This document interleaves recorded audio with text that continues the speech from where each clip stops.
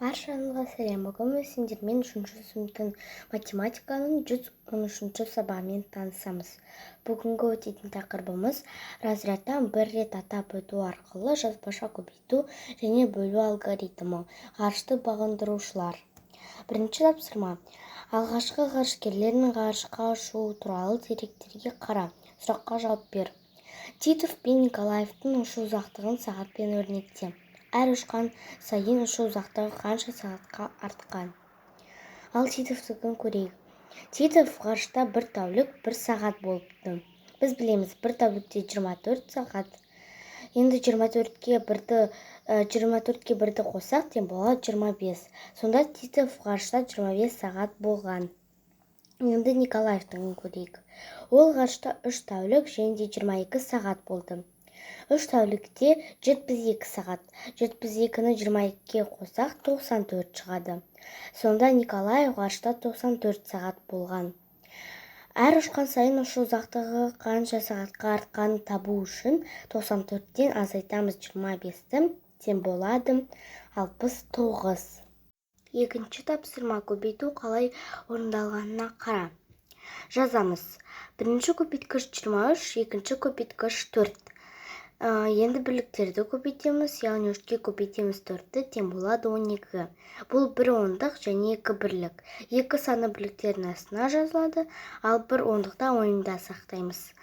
Енді ондықтарды көбейтеміз, яғни 4-ке көбейтеміз 2-ні, тең болады 8.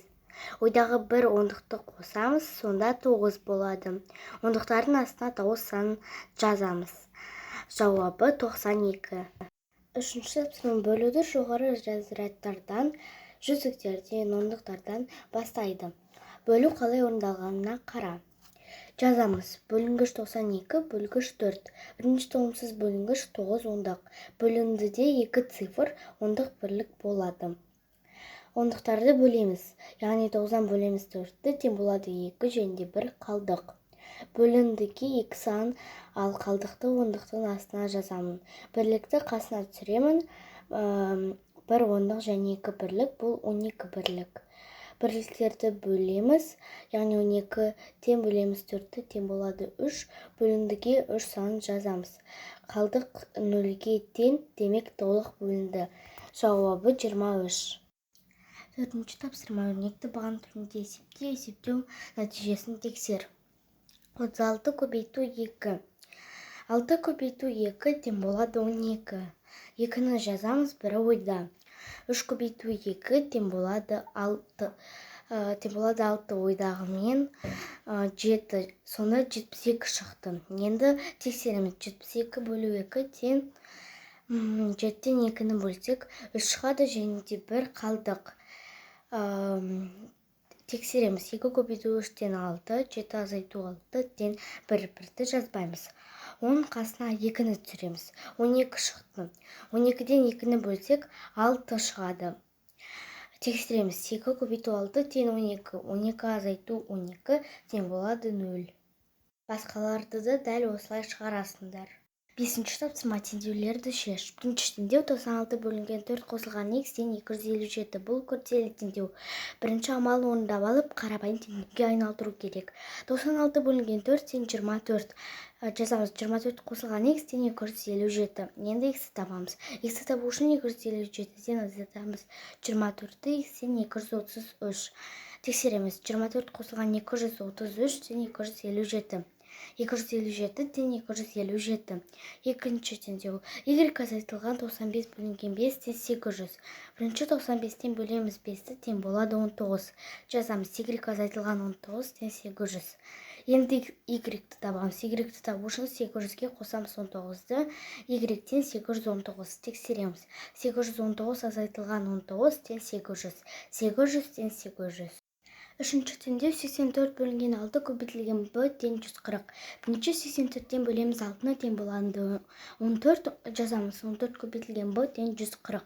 Бұны табамыз. Бұны табу үшін 140-тан бөлеміз 14-ті. b тең 10. Тексереміз. 14 көбейтілген 10 тең 140. 140 тең 140. Ең соңғы теңдеу 147 бөлінген 7 көбейтілген b тең 210. Бірінші 147-ден бөлеміз 7-ні, тең болады 21. Жазамыз 21 көбейтілген b тең 210. Бұны табамыз. Бұны табу үшін 210-нан бөлеміз 21-ді, b тең 10. Тексереміз. 21 көбейтілген 10 тең 210. 210 тең 210.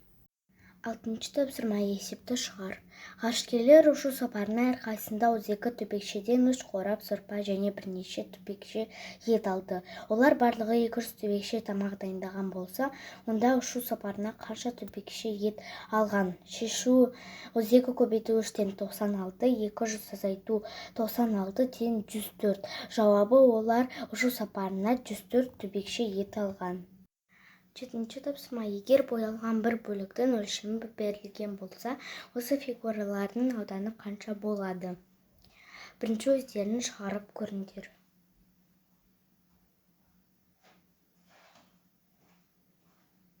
Шығарып болсаңдар, тексеріңдер. Сабағымыз аяқталды, сау болыңыздар.